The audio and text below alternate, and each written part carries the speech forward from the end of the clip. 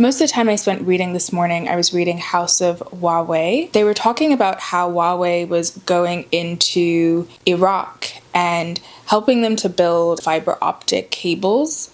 When America started bombing Iraq, one of the areas they were bombing was actually some of the fiber optic cables that were put in place by Huawei. The cables that were being used prevented the NSA from being able to essentially spy on Iraqi military and understand what their plans were. One part I was reading in the book, which really stood out to me, was we're talking about how America decided to invade Iraq.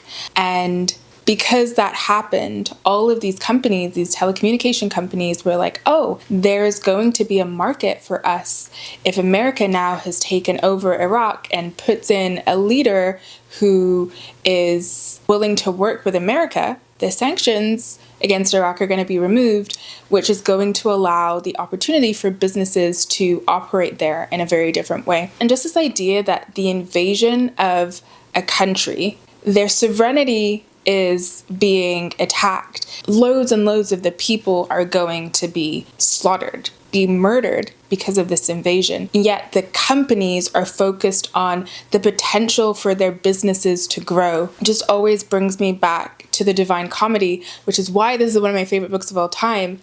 This vice, this sin of greed, that I found very appalling and disturbing, but such is life.